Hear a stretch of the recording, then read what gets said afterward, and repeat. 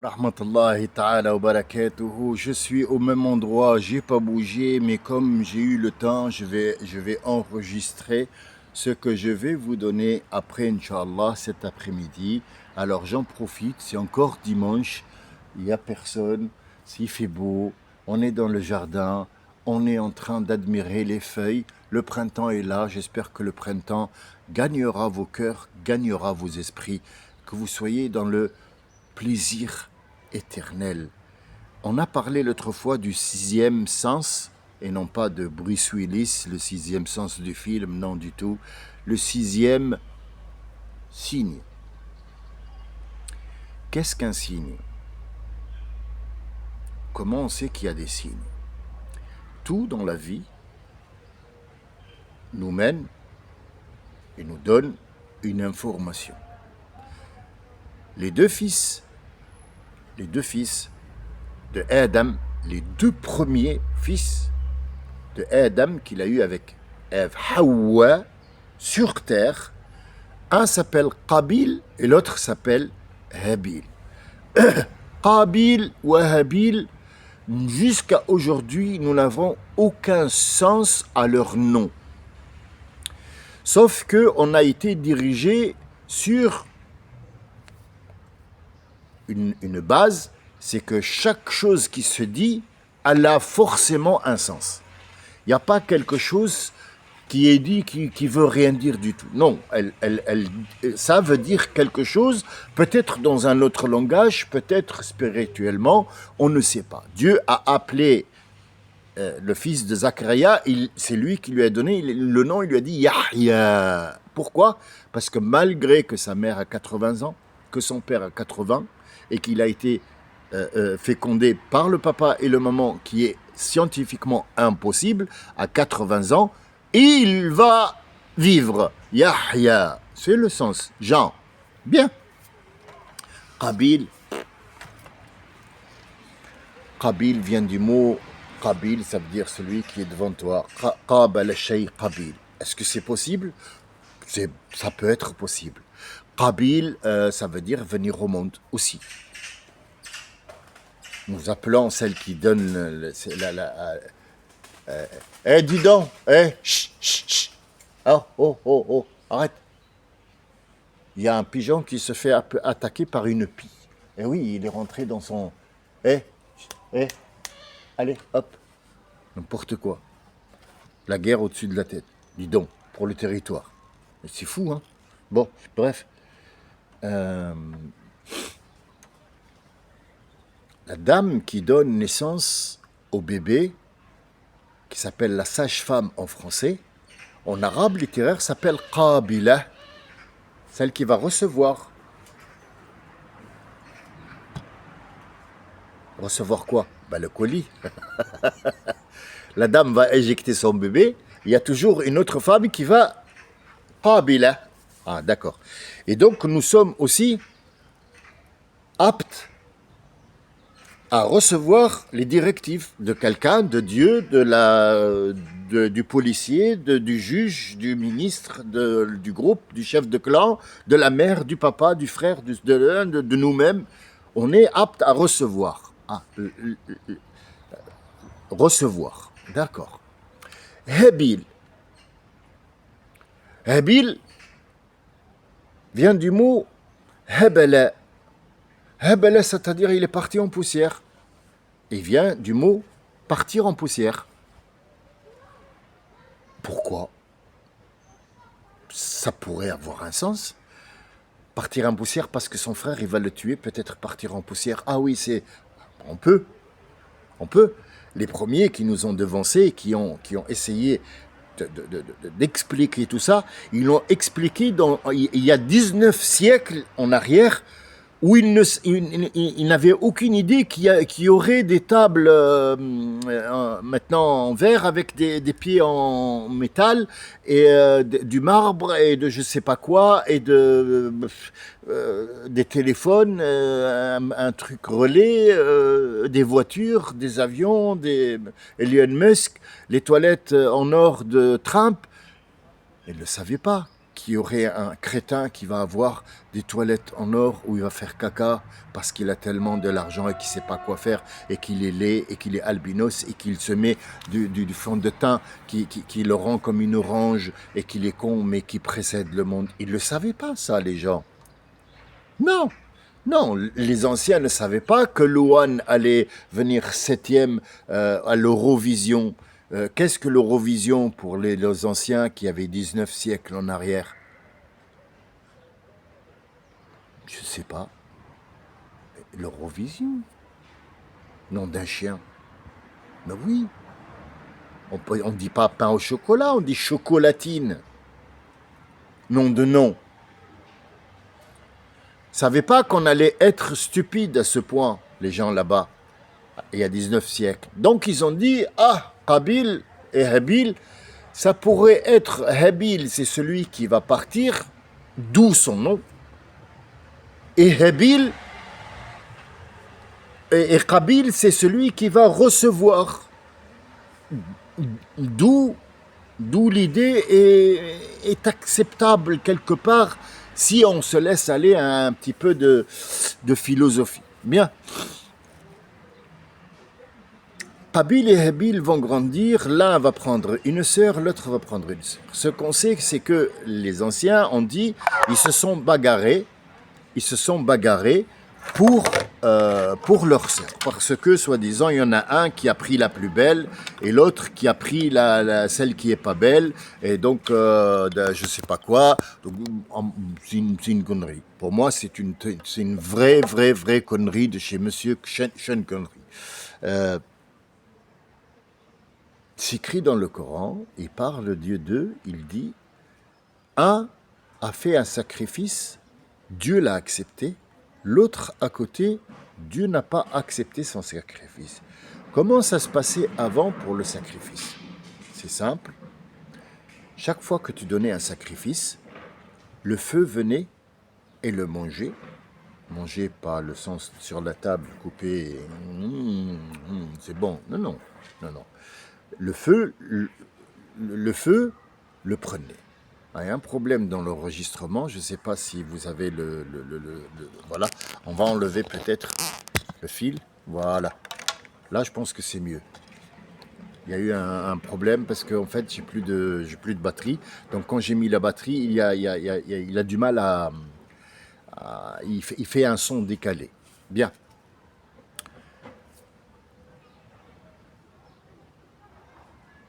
Si le feu brûle dans le sacrifice et qu'il devienne cendre, c'est que le sacrifice a été accepté. Si le feu ne prend pas dans le sacrifice, c'est que le sacrifice a été rejeté. C'est les règles de l'ancien monde qui n'existe plus maintenant, ne fait plus de sacrifice, rien du tout, sauf pour le mouton le jour de l'Aïd. D'accord. Est-ce qu'il y a d'autres sacrifices? Oui, on peut sacrifier sa vie à lire le Coran, on peut sacrifier sa vie à faire des œuvres de charité, on peut sacrifier aussi sa vie à être en prison. Aussi. Ah bah oui, il a sacrifié sa vie, il l'a passé en prison. Il a refusé de vivre à l'extérieur, il voulait aller en prison, tout simplement. Donc en fait, est-ce qu'il y a un problème ici? Oui. Le sacrifice existe encore? Oui. Je pense qu'il y a toujours le problème de réception, je ne sais pas pourquoi. Mais si le truc il est décalé, je m'en excuse. Hein, c'est pas de ma faute, c'est le téléphone qui fonctionne pas. Malheureusement, je suis pas expert dans les téléphones, j'enregistre seulement. Habil va être mort. Pourquoi? Parce que son sacrifice a été accepté, l'autre non, il a eu de la jalousie. Iblis est venu, il lui a dit, t'as vu, son frère, il lui a dit, je vais te tuer. D'accord, il a dit à son frère, je vais te tuer. L'autre, il lui a dit, moi, je ne te tuerai pas. Même si tu me tues, moi, je ne ferai rien du tout. Si c'est la volonté de Dieu, ça sera. Donc, il a pris une grosse pierre, il l'a tué. Mais c'était les premiers hommes sur la terre. Ils ne savaient pas quoi faire. Après l'avoir tué, c'est un acte. Donc, sanna al-qatl. Qabil, celui qui va recevoir, hein, Qabil, recevoir. Et Habil, ça y est, il est parti, il est mort. Mais il ne savait pas quoi faire. Il regardait son frère, gisant sur terre, il ne bouge plus. Il ne connaît pas la mort pour l'instant. C'est le premier homme qui va commencer à tuer, et ça sera à chaque fois qu'il y a un meurtre sur terre, notre prophète, il dit, Qabil en prendra une part sur son compte, parce que c'est lui qui a mis en place le meurtre, c'est le premier homme qui a tué, ça sera Qabil, et donc il ne sait pas quoi faire. Qu'est-ce qu'on fait dans ces cas-là? C'est le premier meurtre sur terre, c'est le premier mort. On ne savait pas que l'être humain pourrait mourir parce qu'il ne sait même pas qu'il est être humain encore. Qu'est-ce qu'il va dire à son père? Comment justifier cet acte? On ne sait pas. Donc Dieu Azza wa Jal va envoyer un corbeau, Rourab, un corbeau. Ah, nous savons qu'avec l'être humain, le corbeau était déjà là, et nous savons que le corbeau vit dans les endroits un peu frais. Donc il n'y a pas de corbeau dans les Nord-Africains, il n'y a pas de corbeau, par exemple, en Arabie Saoudite. On n'a jamais vu de corbeau là-bas. Or, ce corbeau-là nous dit qu'il y a eu un certain moment où toutes les terres étaient raccordées ensemble, et le corbeau était là, et donc Adam, où vivait Adam, pas forcément à la Mecque, et pas forcément à Al-Quds, et pas forcément en Tunisie, mais c'est tout un endroit, le centre, l'épicentre de la terre, où ils vont vivre. Donc on nous donne un petit aperçu sur l'endroit. Et apparemment en Inde, et moi j'y suis allé, j'ai fait la queue comme tout le monde, on a passé 2 jours en ascension pour monter voir cette grosse empreinte qui est là, et qui soi-disant c'est l'empreinte d'Adam. Les gens montaient en pèlerinage, moi j'avais mes gamins, je suis monté pour voir un petit peu par juste curiosité, pour voir cette empreinte qui disent que c'est l'empreinte d'Adam qui faisait à peu près 2 hommes étendus sur la terre pour joindre l'orteil jusqu'au talon, et c'était pas vraiment une empreinte complète, c'était soi-disant, et donc elle était entourée, et ils en faisaient un commerce sur une montagne, comme quoi c'était l'empreinte de Adam, mais ça ne l'était pas, je vous le confirme. C'est juste, ça reste juste une croyance, comme quoi Adam est venu en Inde. Hein, pourquoi? Parce qu'en Inde, il y a eu des grosses épices, et quand Adam est descendu du paradis, soi-disant, il a apporté des feuilles, et ces feuilles-là, c'était les graines, c'est des conneries tout ça. Ça, c'est des histoires à dormir debout pour les enfants. Ça n'a aucune justification. La terre a été faite pour que l'homme vive dedans, donc elle a été avec ses graines depuis X milliards d'années. C'était pas des graines, et en plus, Adam n'était pas au paradis. Y a pas le paradis, on ne le connaît pas, personne ne connaît le paradis. Non, c'était un endroit, et c'est pas un endroit, comme je vous ai dit, l'expliquer l'autre fois, c'est pas un endroit où il y a un truc où on marche dessus. Moi, ils me font rire dans les films quand ils font un fantôme, et le fantôme, il apparaît dans la maison, et donc il s'assoit sur la chaise, et il marche à la même hauteur que l'autre, et pourtant c'est un fantôme. Il passe les murs, mais la chaise, il peut s'asseoir dessus. C'est con, non? Ou alors nous prennent pour des cons, ou alors vraiment on est des cons. Mais je sais pas, moi j'ai pas l'air d'un con. Un con, c'est le sexe d'une femme.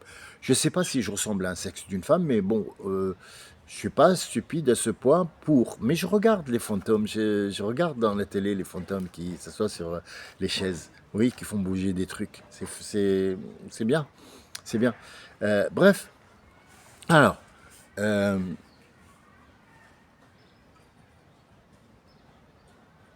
un corbeau qui va venir et qui va enlever des graines du sol. Un corbeau. Un. C'est écrit dans le Coran. Un corbeau. Pas 2. Un. Qui va faire un trou. Qui va cacher quelque chose dedans. Quelque chose. Et nous savons tous jusqu'à aujourd'hui que le corbeau, il cache sa nourriture de temps en temps sous la terre pour revenir la chercher. Il n'est pas le seul, il y a l'écureuil, il y a beaucoup des insectes, il y a beaucoup de... Ils cachent leur nourriture, comme les renards par exemple, pour revenir dans les temps très très durs pour les retrouver. Donc Qabil était là, et il a regardé ce cygne qui est devant lui, qui lui dit comment faire pour mettre son frère sous terre, parce que dans 3 jours, il va sentir très mauvais.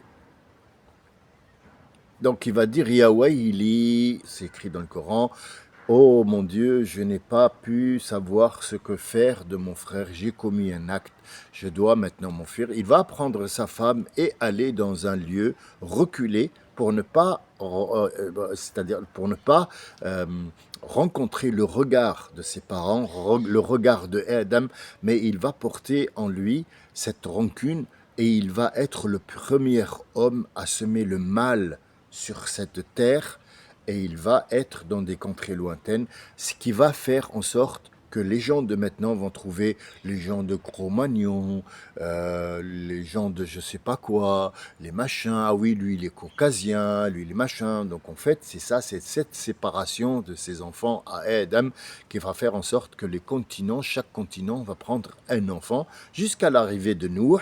Il va enlever tous ces gens-là et il va remettre à partir de 80 personnes qui sont montées avec Nour, y compris Nour et sa femme et ses 3 enfants, Shem, Yeth et Sam, qui vont faire les 3 continents qui sont connus jusqu'à aujourd'hui. Puis après, il y aura d'autres continents, bien sûr, les autres dérivés de gens. Ce sont les informations qu'on a. Je voulais juste vous donner un aperçu sur ce que ça veut dire que les signes, ils sont toujours là.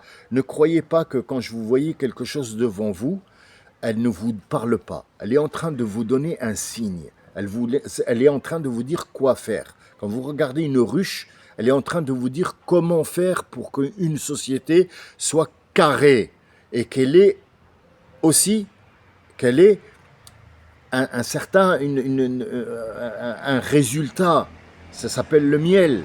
Il y a la fourmi qui est devant vous, qui se sont, malgré leur séparation, des fourmis guerrières, des fourmis rouges, des fourmis noires, des centaines de fourmis, qui vous disent quoi faire, comment faire pour labourer un truc, comment l'être humain a fabriqué à ce jour la climatisation quand il a vu comment les fourmis aéraient les chambres en bas. Il y avait même des chambres funéraires, vous vous rendez compte, une fourmi.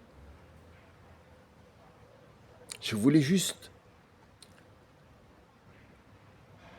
que vous voyez le signe comme étant quelque chose qu'il faut absolument prendre compte. Je prends compte que cet enregistrement est court, mais j'espère qu'il a été